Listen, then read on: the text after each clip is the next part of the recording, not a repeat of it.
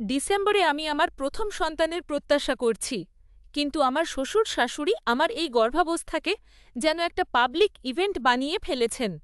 আমার স্বামীর পরিবার অনেক বজ এবং তারা সবাই খুব ঘনিষ্ঠ। সাধারণত তারা বড়দিনের ছুটিতে ঘুরতে যান, কিন্তু এই বছর তাদের সমাধান ছিল যে সবাই উজে আমার কাছে চলে আসবে বাচ্চাটিকে দেখার জন্য। আমি মানা করে দিচ্ছি। ফ্লু সিজনের সময় প্রসব বেদনা বা প্রসব পরবর্তী সুস্থতার সমেলে আমি আমার বাজিতে ১৫ জন মানুষকে চাই না, কিন্তু আমার সীমানাকে সম্মান করার বদলে তারা আমাকে নাটকবাজ বলে আখ্যা দিল। কেউ কেউ তো আমাকে অপরাধবোধ করানোর চেষ্টা করছে, কারণ তারা ইতিমধ্যেই বিমানের টিকিট কেটে ফেলেছে। এটা এখানেই শেষ ন। আমার শাশুজি আমাকে গেট কিপিং করার কথা বলছেন, কারণ আমরা এখনও তাদের বাচ্চার লিঙ্ক জানাইনি। তিনি এবং তার বনম এমনকি ডেলিভারি রুমে থাকার জন্য লজাই করছেন। আমি তাদের মানা করে দিয়েছি।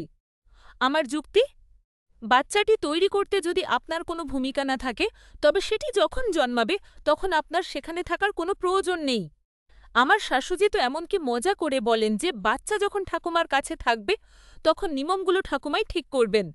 আমার স্বামী শুধু বলেন যে আমরা পরে এটা সামলে নেব, কিন্তু প্রসব পরবর্তী সমরে সুস্থ হয়ে ওঠার লজাইটা তো আমাকেই করতে হবে। আমি কি সত্যিই নাটকবাজ, নাকি আমার শ্বশুরবাজির লোকজন পুরোপুরি সীমা ছাজিয়ে গেছেন?